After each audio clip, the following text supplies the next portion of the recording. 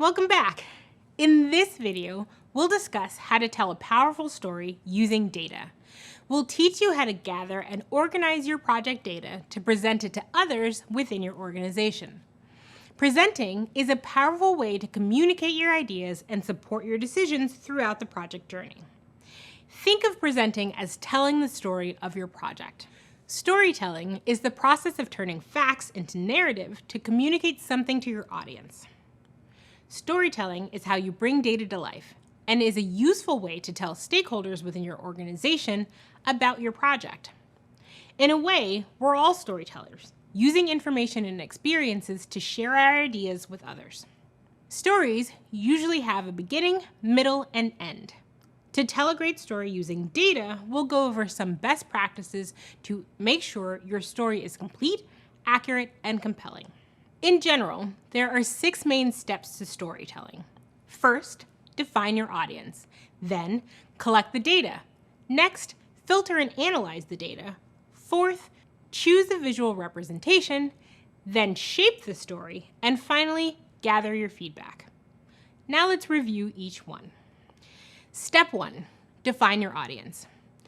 In this first step, it's important to know who you're presenting to. Are you presenting to project sponsors or executives or to team members? Define your audience and find out what matters most to them. Begin by asking yourself qualifying questions like, what would my audience want to know about the project? Or, what are their most urgent concerns? Which key data points influence the story and project outcome? This will set you up to know the type of story you want to tell and the type of data you should use to tell it. For example, years ago, I was working on a project for Google Maps. Our goal was to apply a label to every business in the world: restaurants, hotels, gas stations, you name it. There are many businesses in the world, and I only had a small team of engineers to work with. For this project, we tailored our storytelling to an audience of vice presidents from Google Maps and Google Search. Both were important to consider because we were helping users find and connect to businesses through the Google Maps app and through Google Search. I'll return to this example as I take you through the steps of storytelling. Next up is step 2. Find the data that connects to the question you want to answer. You'll need to begin searching for data from trustworthy resources to support the point you're trying to make. Leverage the relevant project resources and documents, like your project plan or work management software, to download and analyze key data points. For my Google Maps project, the question we were trying to answer was, where should we focus our attention first? So to find the right data for this question, we turned to the many businesses in our internal database and the available information about what types of businesses users were searching for. That brings us to step 3, filter and analyze the data. Now that you've collected your data, you'll need to vet it for credibility and filter the information. For my Maps project, we used search queries to determine the types of businesses that users search for most often, which included restaurants, cafes, and hotels. There were other categories, gas stations, museums, etc., but they collectively made up a much smaller percentage of geo-specific search traffic. Step 4, choose a visual representation.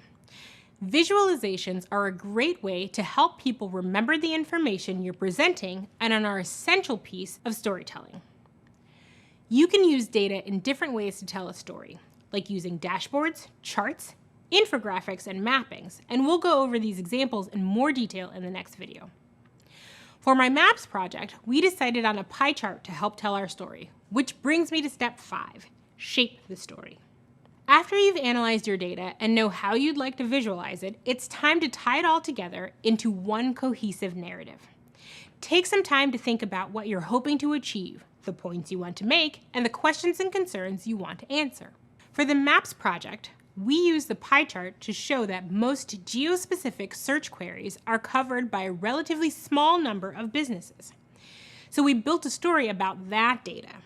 We wanted agreement from our VPs to work on improving the data behind this set of categories in a few major markets, and needed to illustrate that if we improved the category data, we'd succeed in improving the search results for more than 50% of geo searches.